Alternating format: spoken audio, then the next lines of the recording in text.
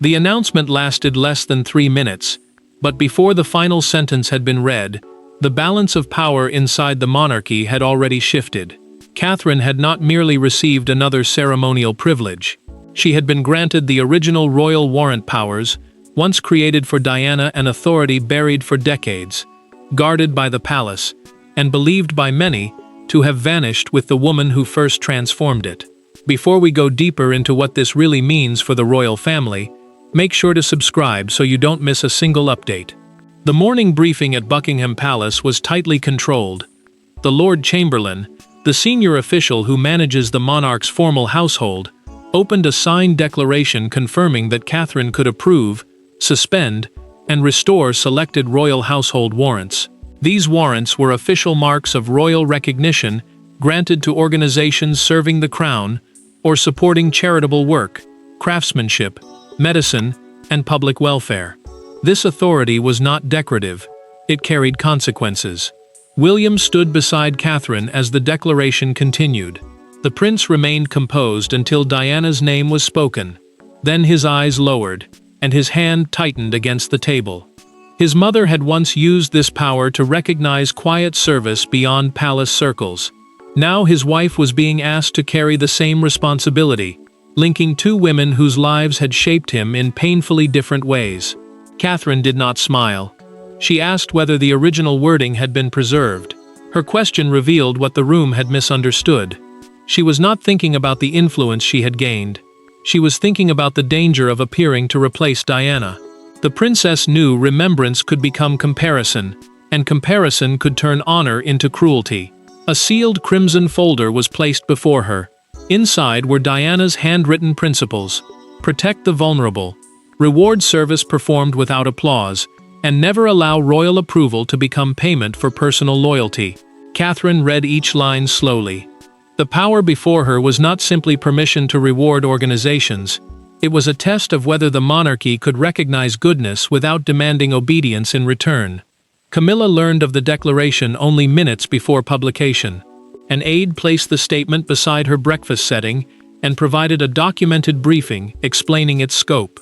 The queen consort read the first page twice, pushed back her chair, and asked why the authority had bypassed her office completely. No one offered an answer she could accept. Then William noticed the additional clause. The powers could be exercised independently of the sovereign's household. That sentence meant Catherine would not need ordinary palace approval before reviewing or withdrawing certain warrants. What appeared to be an inheritance of service had become something far more disruptive, an independent source of moral authority inside the crown.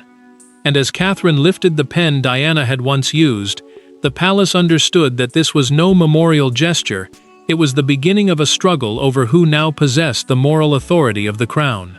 Behind the formal announcement stood three women, bound together by one legacy, yet separated by grief, history, and an unspoken question the monarchy had avoided for years. Diana had created the emotional standard. Camilla had inherited the royal position. Catherine had now received the power attached to the memory.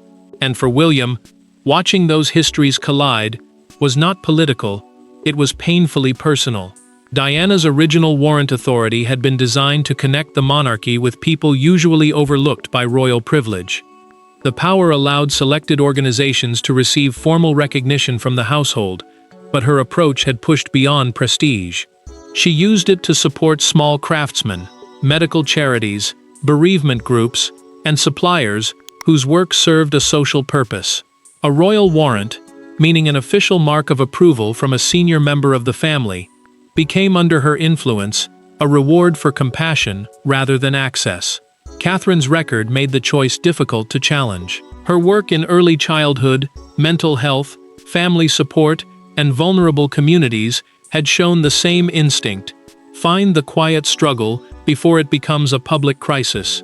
Palace reviewers concluded that she was the only senior royal capable of restoring the dormant authority without turning it into ceremony. William struggled with that conclusion in private. He told Catherine that hearing Diana's name in the declaration felt like losing and recovering his mother in the same breath. The prince feared the palace would turn the appointment into a contest between the two women who had shaped his life most deeply. One had given him his emotional foundation. The other had helped him survive its absence. Catherine placed the crimson folder between them. She told him she would never imitate Diana. Her duty was to continue the compassion, not borrow the identity. William understood the distinction, but he also understood the cruelty of public expectation. Admiration could become comparison overnight. Charles received a separate private briefing. The king learned that the decision had been prepared for months, and that Queen Elizabeth had personally preserved the powers for a future Princess of Wales who demonstrated service without vanity. That documented phrase changed everything. His mother had not forgotten the authority. She had been waiting for the right woman. Camilla received an even harder truth. An earlier review had considered her, but the original mandate required an unbroken connection to the office once held by Diana. The rejection carried no insult, yet its meaning cut deeply. She had inherited the position of queen, but not this part of the legacy. That evening, Sophie arrived at Adelaide Cottage, carrying an old household memorandum. The trusted confidant warned Catherine that the powers had not simply faded after Diana's death. They had been frozen deliberately after a confrontation the family had spent years refusing to discuss. To understand why Catherine's appointment had reopened such dangerous wounds, the family would have to return to the night when Diana's royal authority was first treated as a threat. The palace had always allowed the public to believe that Diana's warrant powers simply disappeared with time. They did not. They were locked away after one specific confrontation, an evening when she refused to protect a prestigious royal supplier, accused of exploiting the very people the crown claimed to serve.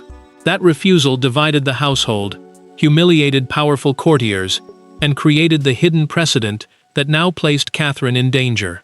Years earlier, Diana had been expected to renew a royal warrant for Ashbourne and Vale, a luxury textile house supplying ceremonial fabrics to several royal residences. The warrant was an official mark showing that a company served the royal household and met its standards. That connection had made the firm wealthy, influential, and almost impossible to challenge without causing embarrassment inside the palace. Days before the ceremony, Diana received documented testimony from female workers describing unsafe conditions, unpaid wages, and threats against anyone who complained. The princess did not pass the allegations quietly to another office. She demanded an immediate suspension and asked for an independent review before the company received another royal endorsement. The confrontation came during the Windsor Warrant dinner.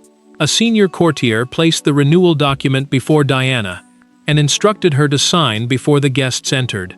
She closed the folder, slid the pen away, and said, "The crown cannot decorate suffering and call it tradition." Charles was forced into the dispute.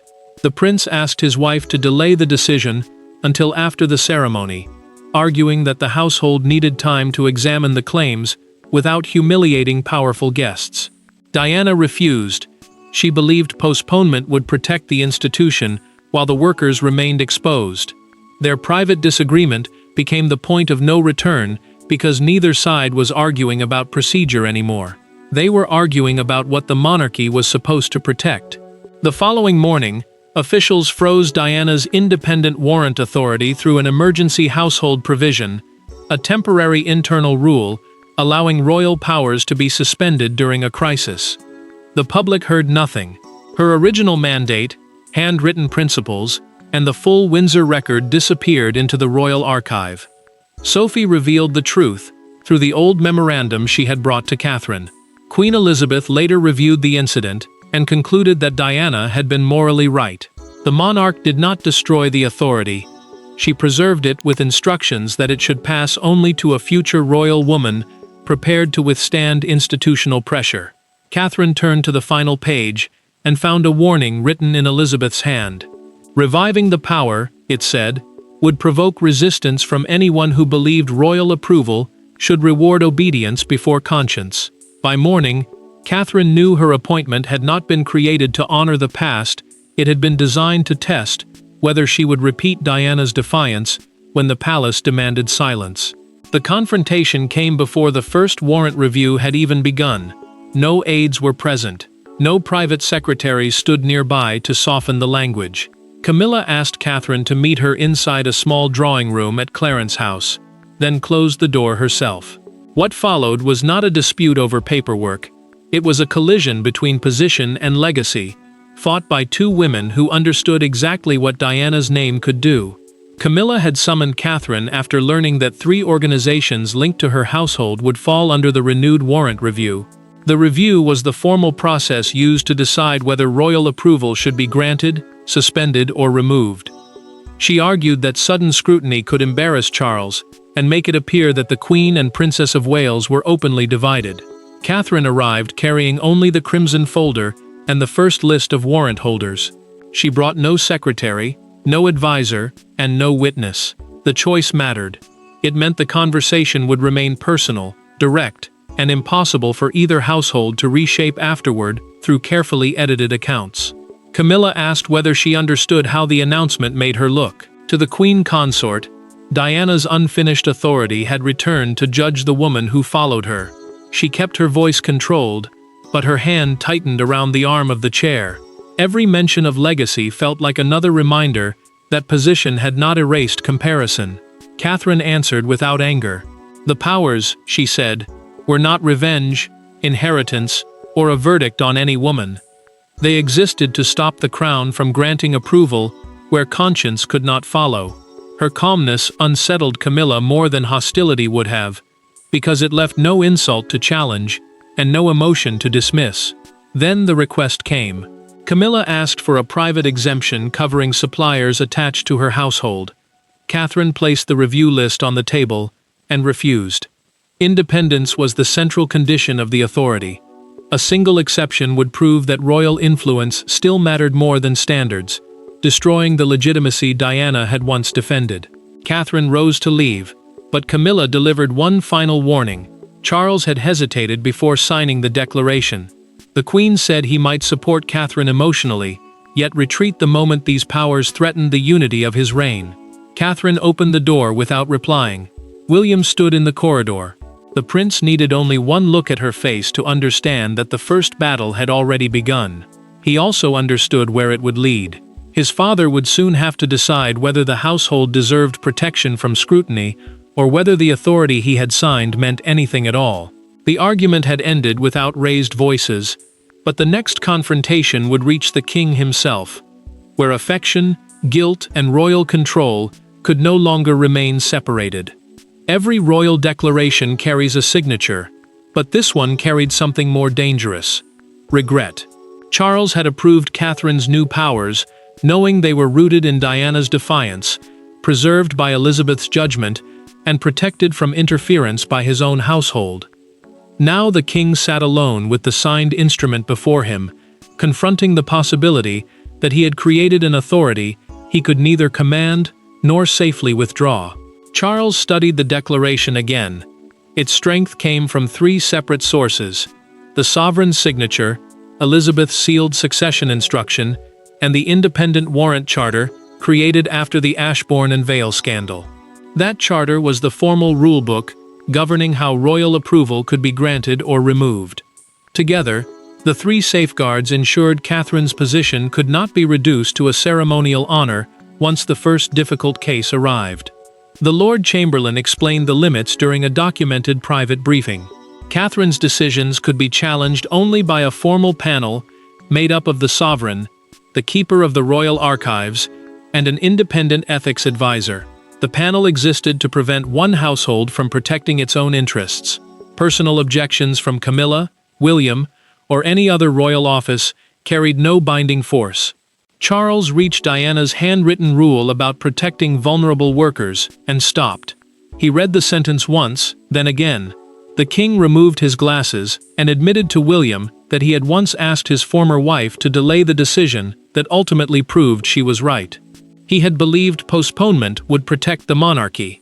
Instead, it protected those already holding power. William did not accuse him. The prince said the revived authority gave the family one chance to correct that mistake without rewriting history. His restraint unsettled Charles more than anger could have done. The monarch was no longer defending himself against his son. He was judging the younger man he had once been. Then Charles revealed why he had signed. Elizabeth's final instruction stated that if the sovereign resisted restoring the powers for personal reasons, the Privy Seal Committee could activate them without royal approval. That committee was a protected internal panel authorized to carry out sealed instructions left by the previous monarch. The decision had never truly belonged to him. Charles had not created Catherine's authority. He had chosen to stand beside something that could have proceeded without him. His signature was not control. It was surrender, regret, and a late attempt at reconciliation. Before William left, the king gave him one warning. Catherine's first review involved Beaumont Medical Holdings, a prestigious warrant holder with financial ties to senior figures inside Camilla's charitable circle. Removing its seal would not remain an administrative decision. It would strike directly at relationships surrounding the Queen. The Crown had finally admitted where the power came from, but Catherine's first decision would reveal whether she possessed the courage to use it against people standing inside the royal circle. The first consequence arrived in the form of a single missing emblem.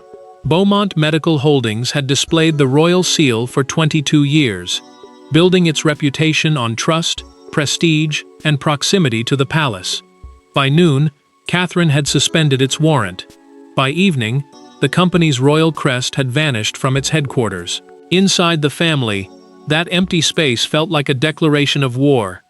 Catherine's review had uncovered evidence that Beaumont diverted money from a children's rehabilitation program while paying large consultancy fees to executives connected with its royal advisory board.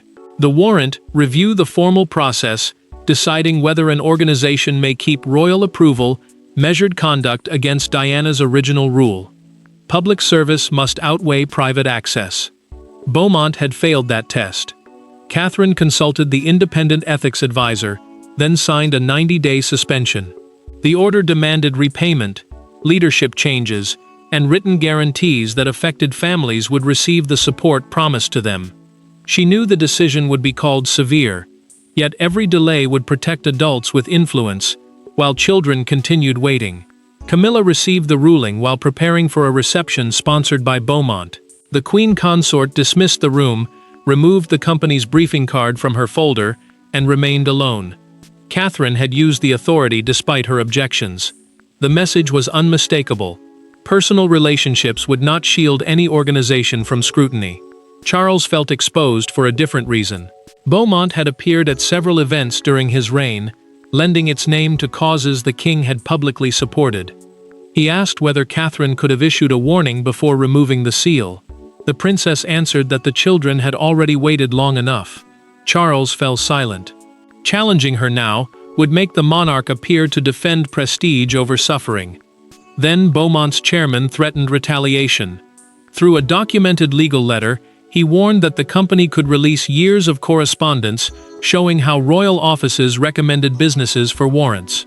Catherine refused to reverse the suspension. Instead, she ordered the complete archive preserved, knowing the records might implicate courtiers across multiple households. Sophie brought the next warning privately to William. The trusted confidant revealed that two senior officials were discussing ways to narrow Catherine's authority before the next review. They could not defeat the charter legally, but they could isolate her socially, turn invitations into tests of loyalty, and make every public duty feel like punishment. That night, William found Catherine alone, with Diana's handwritten pages. She admitted the power was costing the family exactly what Elizabeth had predicted. For the first time, she wondered whether continuing would protect the monarchy or fracture it beyond repair. For the first time since the announcement, Catherine considered stepping back, until one private conversation stripped away the titles and reminded her why surrender would carry an even greater price. There were no advisors in the room, no sealed documents, and no royal language left to hide behind. William sat opposite Catherine as a husband, not an heir, while the pages written by his mother rested between them. The crisis had moved beyond palace politics. It had become a question of whether Catherine could carry Diana's unfinished responsibility without sacrificing herself to the same institution that had once isolated its creator. Catherine admitted that she had expected criticism from outside the palace. What she had not expected was the quiet withdrawal of people who had praised her service for years. Invitations had become colder, Conversations ended sooner. Officials who once stood beside her now avoided the Warrant office, afraid that simple proximity might look like support. She considered asking for a temporary pause. The review could continue later, she argued, once the family had regained stability. William understood the instinct. The prince remembered how institutions could praise duty in public while exhausting the person performing it in private. He had watched that pressure consume Diana, and the possibility of seeing it repeat itself now frightened him more than any scandal. William finally admitted the fear he had carried for years. He had always known Catherine might be punished for possessing the same courage people admired in his mother. His voice broke when he said he could not ask his wife to continue Diana's unfinished battle, simply to heal his own grief. Catherine took his hand. She told him she had not accepted the authority for Diana, for William, or for herself. She had accepted it for the families who would never enter royal rooms, but still lived with the consequences of decisions made inside them. Their children lost support when companies diverted funds. Their voices disappeared when institutions chose prestige over truth. Stepping back would protect her, but it would leave them exposed again. Then William revealed what he had done. He had asked Charles for access to the final sealed page of Elizabeth's instruction. The late monarch had written that the future holder of the powers must be supported publicly by the heir, not protected privately through silence. The message was clear. Isolation had destroyed Diana's authority once. It could not be allowed to destroy Catherine's. William promised to stand beside her during the next ruling and accept equal responsibility for every consequence. That decision broke the strategy of presenting Catherine as an ambitious royal woman acting alone. The following morning, the palace released a documented image of William and Catherine signing the new ethical charter together. Within hours, crowds began gathering outside Kensington Palace. What had begun behind locked palace doors was now moving into the streets, where newspapers, broadcasters, and ordinary families would decide whether Catherine had inherited power or restored its purpose. By sunrise, the royal warrant story no longer belonged to the palace. It belonged to the public. Newspapers printed Diana's name beside Catherine's. Broadcasters replayed the removal of Beaumont's crest. Outside Kensington Palace, strangers gathered with flowers, handwritten cards, and photographs from another generation. The monarchy had attempted to present an administrative decision, but the country recognized something far more emotional: unfinished justice returning through a new Princess of Wales. Major broadcasters described Catherine's ruling as the restoration of conscience to royal patronage. Royal patronage was the public support a senior royal gave to an organization, often lending prestige, attention, and trust. The new system now tied that honor to clear standards: service, transparency, fair treatment of workers, and proof that royal approval benefited the public rather than enriching those already powerful. Palace officials released the ethical charter William and Catherine had signed together. Every future warrant review would examine labor conditions, charitable impact, financial integrity, and the conduct of senior leadership. The document changed the meaning of royal approval. A crest could no longer protect a company from scrutiny. Prestige would have to earn its place. Camilla watched the coverage from Clarence House. The Queen Consort remained still as commentators compared Catherine's resolve with Diana's most defiant moments. When one presenter called the appointment "the return of the compassionate crown," she switched off the television. The words carried no direct insult, yet they made her feel excluded from a story unfolding around the title she held. Charles watched the same broadcast but responded differently. The king asked for the sound to be restored. He listened as families described losing rehabilitation support, while Beaumont executives continued receiving large fees. Pain crossed his face, but he did not look away. Opposing Catherine now would not protect unity. It would repeat the failure he had carried for decades. Outside Kensington Palace, one moment captured everything. A young girl using a walking frame placed a card beneath Diana's memorial gate. It read, "Thank you for making their promise mean something." By evening, the image led national broadcasts and silenced many of Catherine's critics. The next morning, the Crown Chronicle published Catherine's signature beside Diana's handwritten principles beneath the headline, Her power was never lost, it was waiting. Charles saw the front page and summoned the family to Buckingham Palace. The monarch announced, through a documented private message, that he would make one final declaration. Catherine's authority would either remain a source of division or become permanently protected within the monarchy.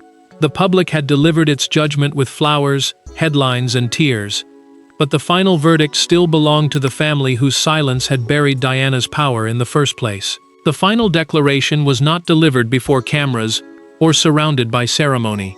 Charles gathered the family inside the same palace where Diana's authority had once been sealed away, then placed the original charter beside Catherine's new ethical code. For decades, the monarchy had treated those documents as evidence of an old conflict. On this day, the king chose to treat them as two chapters of the same unfinished promise.